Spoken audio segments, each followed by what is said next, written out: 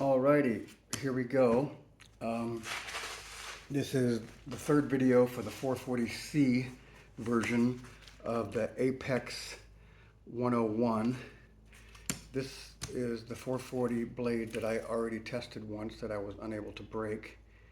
However, the handle came loose and the bolts that were in here were tiny little bolts like this, and they broke, bent and broke, and so the handles came off. This came off. So I put it all back together. I used some 4mm stainless bolts with some steel Chicago nuts in there so they're solid.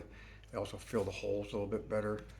I wasn't able to drill this out because the steel was too hard for me to drill, so I just had to put this back on here, but I'm guessing this is, if I start abusing it, this is probably going to come loose, so this needs to be reconfigured.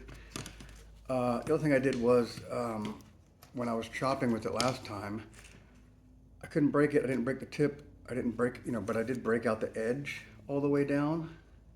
And then I was actually able to take the AUS-8 and kind of reprofile it. So the AUS-8 was a lot harder than the 440. But what I've done now is I've reground it and made it, it's a lot smaller now. You can probably see I took off a good, 1/4 inch, 3/8 of an inch of blade off of it, so it's narrower. I took out the hollow grind, which was the problem with it breaking out. So it's much shorter, and I put a new profile on it. It's a kind of a thinner edge, but then it's got a 20 degree angle on it, so it's a little gonna be a little tougher. And then I thinned out the point a little bit, made it sharper. I sharpened the swedge on the backs for back cuts, and I attempted to do something with this, these serrations, but they were just pretty much worthless. These are either gonna have to be single edge serrations, like normal serrations, or just be gotten rid of altogether. And you can see that I had to get rid of these serrations here. I also put in a sharpened choil. Anyway, I am going to put some heat shrink on the handle for grip, and then I'm going to do another test on this and see how it holds up. Pausing video. Okie dokie, we're back. I put some heat shrink on the handle to cut it a little short, but it'll do the trick. This really makes a difference. When you get this heat shrink on here, it makes the handle, the knife, basically become one with the hand. It really is a huge improvement. So we are going to do some testing. Again, to recap, the last time I did this, I couldn't break it. It held up really, really well.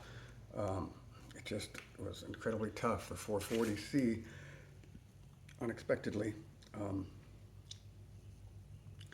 And now what I'm testing is to see if the reprofiled edge holds up better, because I took out the hollow grind and it's thicker here now. See if we get better penetration with the point, and also see if the handle holds up and doesn't come loose after repeated chopping. So we're going to start with the tip test. Now the thing is, this knife has been abused, and so there's a chance that there's already some sort of stress fractures.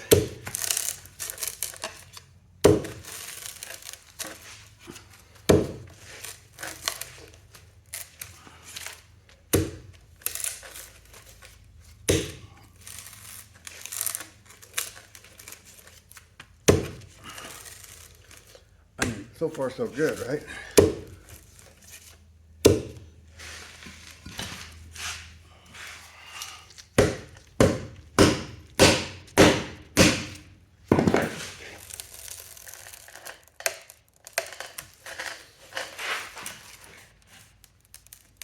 I'm not trying to snap it in half. I probably could.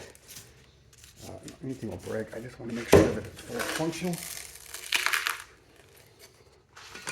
and isn't going to fail prematurely the way that the AUS-8 did, which was quite a disappointment.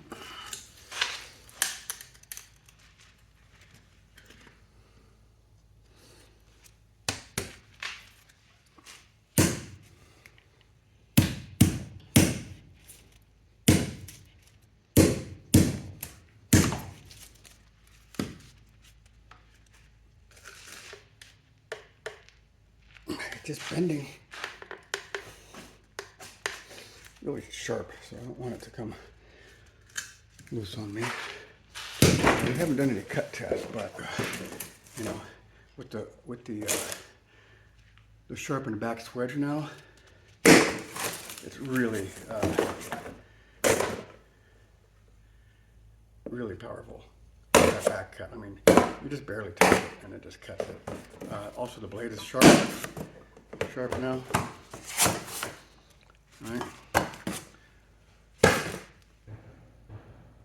Let's see. I don't know if I have any paper down here.